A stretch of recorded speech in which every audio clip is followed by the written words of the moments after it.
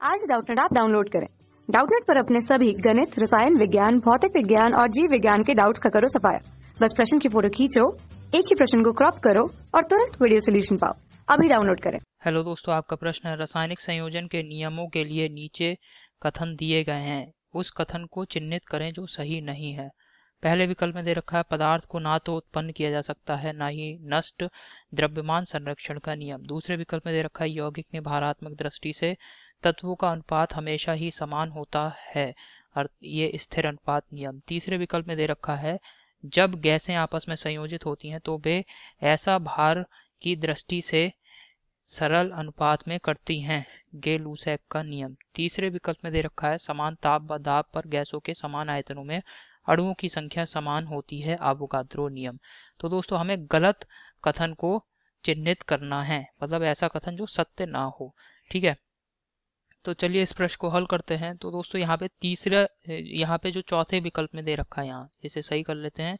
ये चौथे विकल्प में दे रखा है कि समान ताप दाब पर गैसों के समान आयतनों में अणुओं की संख्या समान होती है, ये आवोगाद्रो का नियम है। ये बिल्कुल सही कथन है दोस्तों, आवोगाद्रो का नियम है ये, तो इस वजह से ये चौथा विकल्प गलत हो गया।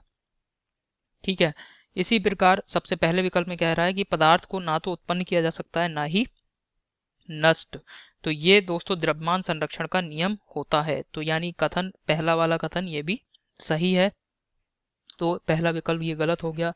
दूसरे विकल्प में दे रखा है यौगिक में भारात्मक दृष्टि से तत्वों का अनुपात हमेशा ही समान होता है, स्थिर अनुपात का नियम। ये भी बिल्कुल सही कथन है, तो इस वजह से दूसरा विकल्प ये गलत हो जाता है।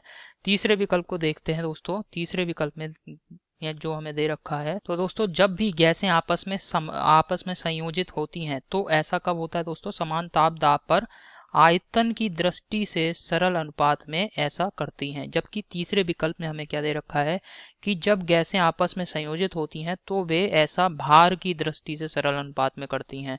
ये कह रहा है कि गे-लूसैक का नियम है, तो ये दोस्तों यहाँ पे गलत है। जबकि यहाँ पे होना क्या चाहिए था दोस्तों, आयतन की दृष्टि से सरल अनुपात में ऐसा करती हैं गैसें। ठीक है, जब भी संयोजित होती हैं तो, यानी ये विकल्प सही नहीं है। यहाँ पे कथन जो है ये सही नहीं है, इस वजह से ये जो विकल्प है ये बिल्कुल सही हो गया। कथन सही नहीं है, इसी वजह से ये विकल्प सही है। ठीक है, तो आशा करता हूँ आपको ये समझ में आया होगा। धन्यवाद। कक्षा 6 से 12वीं से लेकर नीट, IIT, JEE वो एडवांस के लेवल तक 1 करोड़ से ज्यादा छात्रों का भरोसा। आज ही डाउनलोड करें डाउटनेट ऐप या व्हाट्सएप करें अपने सारे डाउट्स 8400 400 400 पर।